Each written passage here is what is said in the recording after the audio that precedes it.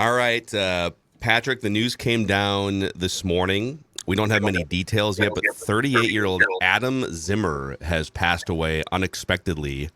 A post by his sister on Instagram confirmed it. And I don't know. I mean, it's kind of shocking when someone that young passes away. It's the second time now. Like Mike Zimmer's wife passed away a decade and a half ago. So sad news. Yeah, it is. The word was out yesterday, but the Vikings weren't the ones to confirm it. And I think he died in town here. He was working for Cincinnati, but from what I heard is he was in town here, and I don't know. He was not married, so I don't know if he had a companion or what was going on. But the Vikings, I know I talked to a couple of Viking people, and so did others, and they said, "Well, we aren't the ones to confirm this." But yeah, I didn't really know the guy at all, but he's it is bad. 38-year-old, and he and Zim were incredibly close. I mean, Zim made him his co-defensive coordinator and was brought him in, and supposedly during COVID the kid was down there living on the ranch with Zim and coming up with plots to hopefully improve the defense. So yeah, I guess he was a football maniac, which probably ran in the family, huh? Yeah, and poor Mike too. I mean, I can't. I'm not a dad, but I cannot imagine losing a kid. That has to be absolutely the worst thing in life. Yeah, I've been in a family situation a long time ago where that happened, where a kid died, the son died young, and the people, they never, you never recover from it really when you bury your kids. And I mean, I'm sure some people do, but it is a blow, to say the least, to do that. I've seen it myself. I've heard about it. I've seen friends who had to experience it, and it's the worst thing there is, probably. So that's we'll find out more, I guess, today as the day progresses as to what occurred and how this happened. Zim still hasn't sent out any kind of official statement yet on it, so I would think something will happen here. And obviously Adam has his own decade plus coaching career, but I think it's hard not to just think of Mike Zimmer's last 15 years and wife, kid, the way that the job ended last year. It's been, not that there haven't been some peaks and some high moments for him too, but there's been some rough stuff, man, for him. Yeah, all the shots taken at him when he left here, that he was we went from, he came in and he was he didn't use the term, but he was the new sheriff in town, just like Denny was. And, for 5 or 6 years, that was, we got Zim. Everybody was happy with Zim. And the fact he hated his kickers and things like that wasn't that big a deal back then. But, when the last couple of years didn't go the way they wanted, a lot of people turned on him, and including players. I think the worst thing not the worst thing, as a coach, the worst thing that happened to his legacy here was when Kendricks came out and basically said he was a tyrant. And when a credible player like that came out and said it, who had success, that made it open season on him. And I'm sure that down there on in the ranch, he was not happy, and this is obviously a step way beyond any of that stuff. So, yeah, good luck to him that he can overcome this, but he'll suffer for a long time, that's for sure. Yeah, I just pulled up. Courtney Cronin had a feature 2 years ago. This is sometime in 2020 on Adam Zimmer. And if you get a chance, I mean, you can just, for the audience, you can just Google Courtney Cronin, Adam Zimmer, and it's like the second or third link that pops up. And if you're just looking for more information on him, more backstory, sort of how his mom dying affected him, it's obviously a much sadder read today than it would have been 2 years ago. But it talks a lot about, too, how he was. I think Adam was able to build rapport with players a little better than maybe his dad was, because he was younger, and I mean, he was in his 20s and 30s when he was coaching with the Vikings. And so just a recommendation for the audience if you want to go and read more about Adam from a couple years ago. The day Zim got the job here, or with the first day it came out, his dad was still living down in Florida. He was retired down in Florida, but his dad had been his high school coach and his mentor and his whole thing. And I got a hold of Dad, and Dad was it was a beautiful conversation because he was so proud of his son, but he was a hard-nosed football man. I think it was Bill. I'm not sure. I'd have to go back and look, but he was. I called the wife, and I somehow got a phone number and called the wife, and she was a character too. And then she put Bill on, and again, I'm throwing out the name. I can't remember, but Dad was. I mean, it is a football family, that is for sure. Because the old man was the old man, meaning Zim's father, was a tough old. I think he came back from that generation where if a kid screwed up, you could grab his helmet on. They say you could grab his face mask, or maybe you could even give him that little forearm across the head, to do your job like you're supposed to back in the day. I remember who was Ronnie Earhart, right? Ron Earhart was the crusty old deep. He went to the Super Bowl as an offensive coordinator with who? Judd, 15 years ago, maybe. I don't remember. He was tied into the Patriots at one point. He was around forever, but he wasn't with the Patriots then. He was with somebody before else. Belichick. But he was a high school coach in North Dakota, one of those small schools in North Dakota where he started off, and it was coached all of it. Football, basketball, coached everything, and Phi-Ed. And apparently some kid, I told this story about this guy.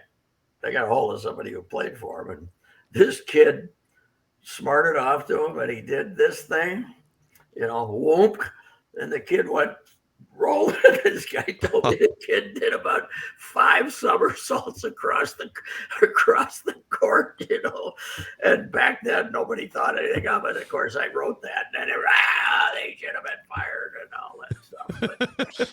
But, crusty old. And that's where Zim comes from. He comes from a crusty old dad who was a hard-nosed football coach in high school in Illinois. So. And they run the football. That's what they do. Yes, those guys like to. That's if you were curious about why Mike liked to run so much, it's because that's where the origin of "we're going to run the football" comes from. Although, I don't think he ever claimed to know a damn thing about offense. He just get frustrated when it was 3rd and 8 all the time, and he wanted to run a football. And but yeah, all he knew about football is when he played for his dad, they ran the damn ball, and what was wrong with still running it today. You're right. Yeah. So. It's still, I don't know, maybe I need to just get over this, but I think it's hard for people to be nuanced. I know this is breaking news in 2022. Mm-hmm. It couldn't have just been, Mike Zimmer had a really nice run here as a head coach.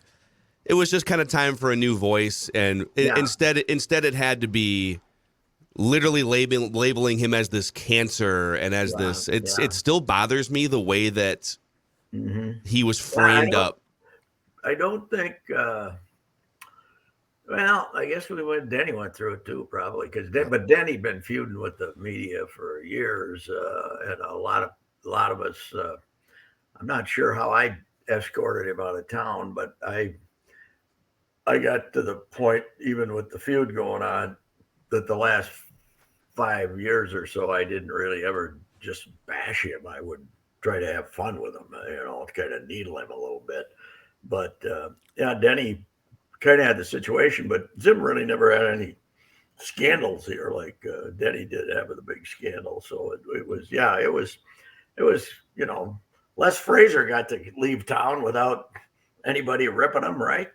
Even Ticey, we didn't rip. Ticey, Ticey's last year, we had the Love Boat, the ticket scandal, and what was the third one? There was 3 things that year. There was 3 things Ticey ran into that year, and poor Ticey, he had to get fired. And Chili, we didn't like Chili from the get-go. So, but anyway, we haven't wave goodbye to our coaches in a very friendly manner with the Vikings. and now everyone's gonna put their arms around Mike, and it's screw you, man. Like that's how I would feel. Yeah, that's true. I think that's a good point. If you're all right now, yeah, now it's going to be all the, poor Zim. And I mean, you know, yeah, I don't know though, boy. I just hope he can. I just hope that he can he can deal with this because I'm sure being away from football really has not been easy for him anyway because it's so much of his life, and now this, of course, is 10 times that. So I don't know. I think the thing, Pat, with Green and Zim though is this: both of them were tremendously popular when they got here because they were perceived as, to your point, the new sheriff, the authority Yes. guy in town, and we love that because they were going to put a boot up somebody's butt. Hmm. But then we get tired of that act, where Ticey was just sort of, I think, this lovable sort of goofball. Oh yeah. And Frazier was the nicest guy. I mean, that guy had no Yeah. business being a head coach from a personality standpoint. He's a good coach, but I think that's the difference. Is we grow tired of guys whose tough guy act wanes. Chili just got off to a terrible start. That first press conference was awful. He was doomed from the word go, PR wise. And a good guy. If you talk to him, he's a An really good. oddball, but yeah. Yeah, he's a character. But he's. But you know what? In Chili's case, it's kind of like Mason. You know, Mason was like a increasingly bigger dink as the coach of the Gophers. And the public made Phil Mackey was in the stands chanting "Fire Mason." Now he's the funniest guy ever. He just, Barrero always gives him a hard time about having remodeled his career. Having remodeled his Barrero got him fired. I feel like yeah, he well, rode him for 10 years. he got his image, but he got his image changed, and to a degree, that's right. But he's, now he just always was surly when you asked him questions and stuff, and now you call him up and it's it's a joke-a-thon. It's He was at the Babu tailgate 2 Yeah, weeks he's at ago, tailgates just now. Yeah. arm around everyone. yeah. Taking pictures.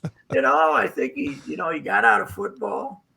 He made probably more money doing the investment thing he got into. He's got the happy life. He's 72. I heard him the other day. He's down somewhere in Florida, hanging out, playing great golf courses, and he was talking about there's a Lifetime Fitness down there that's basically a bar and some high end Lifetime Fitness, and he made some about comment about. And boy, the clientele here is just really, it was basically an old lascivious guy hinting that the clientele coming in. So I mean, he changed, and Chili's changed a lot too. Chili easier than hell to talk to now, and Chili changed in the process, but it was too late. It was too late because he got off to such a bad start.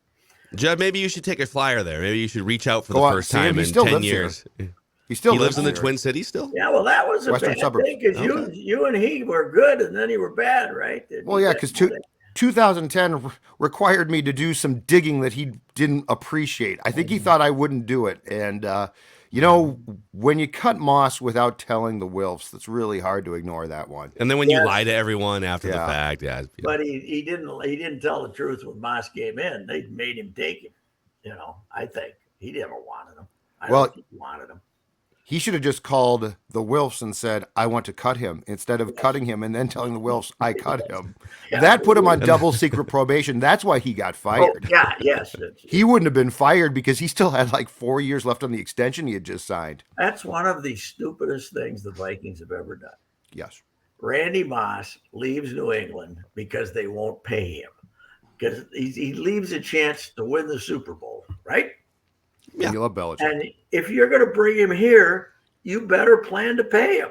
Else his attitude isn't going to change. You can't be that stupid to not know that if he comes in here and finds out he's not going to get a contract, he's going to be an even bigger jackass than he was around that got him cut by Belichick. So, I mean, got rid of him. Belichick got rid of him. So, do you think Moss would have had maybe 2 more productive years if given the if the paycheck was a little heftier and a team believed in him. I don't know. Did he? Or was he just cooked? I don't know He was how much. cooked. I mean, they got a hell of a year out of him in New England, did they? I mean, they did. Oh, they got a great year, but he was good. But yeah, Bill traded him because they weren't going to pay him because he was cooked. Well, I think because of his attitude too. He was like, until he went back there, Pat. Because he realized he wasn't going to get paid. He stopped giving a damn, and that don't work for Belichick. So. Anyway, yeah, this is a sad story though. So. Mm-hmm. Yeah. Well, World Series rained out last night. I feel like that doesn't happen very often. We're back here tonight. That's okay. So I get a Sunday 7th game, which is what I want. If they end up playing it, I looked a couple of days ago, and the forecast in Philly's a lot better, so that they should be able to play the next 3 nights. And maybe this series will get some momentum with public. I don't know, but these are the dates that they want to play. Saturday, Sunday. That actually what they wanted to do, right? Did they change it so they were playing Tuesday, Wednesday? And they were trying to avoid NFL Thursday and Sunday. They were trying to avoid weekends. Yeah. Don't avoid Thursday. They had to pick one weekend day, and so they basically said we'd rather do Friday, Saturday, and avoid Thursday, Sunday. But now they have to do Thursday and Sunday because of the rain. Well, if you get to a 7th game, and if you're playing a 7th game and you can't get anybody to watch, you got problems. Board it up because they might have to. Did I see Gibby might start Game 5?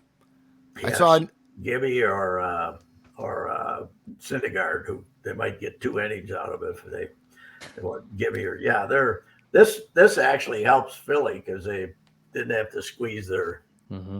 They're very thin starting staff into this series. So Gibby or Presley, someone's getting a ring. I still like Houston, but it might take 6 instead of what I thought was going to be 5. So yep. But all right, Pat. Well, we'll catch you a couple more times later on this week. You guys can check out Royce Unchained as well on the Royce Unchained podcast feed. Mm-hmm. And hey, I forgot to ask how was Halloween. We had a pretty good turnout of little urchins, but we didn't get the marauding youth to usually about 8:15 the 17-year-olds come dressed up like 17-year-olds and we'll take what you got left, but we didn't get those last night. Well, we are going to do a full dissection of Judd's Twitter play-by-play on Mackey and Judd today. Oh my God. Mm-hmm. So there's a tease for you. Great. It was great. I got on a time. I was up early this morning, like 5:30. I saw your tweet. What are you doing? I thought about the silliness of the Roman Catholic Church. Today is a holy day of obligation, All Saints Day. That means you're supposed to go to mass. But they could pick any day for that. That's just a nondescript holiday, right? Well, a day. They put it on Halloween to kind of detract from everybody's fun. They don't want everybody staying up late. It's just like New Year's Day. It's a holy day of obligation. The circumcision. They just do that so you can't stay out and get drunk all night. If you're a good Catholic, they want you to have to go to mass the next day. It's all a big scam to get you to not to stay out all night doing nonsense. They want those Catholic fun police. Yes. Yeah, it's an obligation day today? I didn't even know that. I forgot. All Saints Day, yeah. Good thing we reminded you, Judd. Yeah, thank God. Man, that was a close call. That was a close call. My mom is not going to be happy. I have been complaining about this since the 4th grade at St. Gabe's. You were right. Nonsense. I was right. This is your life's work right here. Yeah, you can't stay out too late for Halloween because you got to be at 7 a.m. mass with your mom the next day. Well, first of all, that's no 9:30 tops. But the other thing is, school the next day. You gotta go to a Catholic school. For the school, you go during school. St. Therese was great. Hey, we're not gonna do math today because we're gonna do mass. Okay. We used to go over. Great. We used to go over at the nuns' chapel. This little chapel that they had that they would do like the early masses. And all those would be in mass with all the nuns that hated me, and my mom would be. That was not good. They were, none of them would say, "Oh, Your son is doing so well, Mrs. Ricey. None of what it said. He put in a good word for me. It was a bad situation. Yeah. Goodbye. It was tough on the career. Goodbye. All right. See you, Bye, Pat. Pat. All right. That Royce session presented by our friends at Federated Mutual Insurance Company. They've been around for a long time, over 100 years, helping businesses maximize their level of success through risk management tools and resources. You can find out who your marketing representative is and a full list of industries that Federated works with and specializes in at federatedinsurance.com, where it's our business to protect yours.